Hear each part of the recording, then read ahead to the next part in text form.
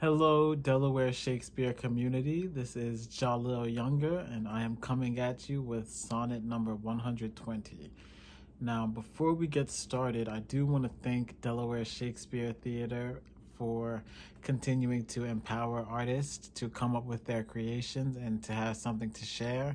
I think where we're at right now with COVID-19 and just the uncertainty of life, there is as much uncertainty in our business and what goes on in the business of show.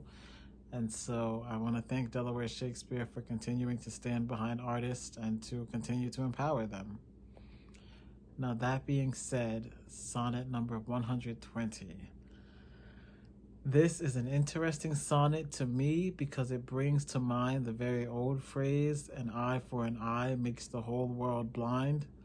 Here in this sonnet, we see the poet apologizing for his wrongdoings because at this point, the relationship between him and his intended has been very much soured. It brings to mind that phrase because the poet also calls up the fact that his intended has wronged him.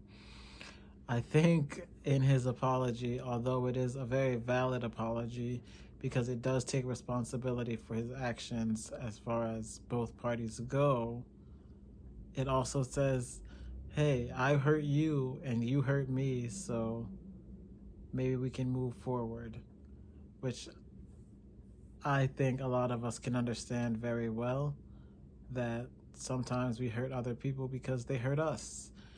And keeping that in mind, Sonnet 120, it kind of comes with just a little bit of this warning that even though we get even, in order to get even, we still have to hurt someone else. And if we really consider it, the way that we hurt them is as bad, if not worse, than the way that they hurt us. And so we should be very careful about trying to get even. Now, without further ado, Sonnet 120. That you were once unkind befriends me now, and for that sorrow which I then did feel, needs must I under transgression bow, unless my nerves were brass or hammered steel. For if you were by my unkindness shaken as I by yours, you've passed a hell of time, and I, a tyrant, have no leisure taken to weigh how once I suffered in your crime.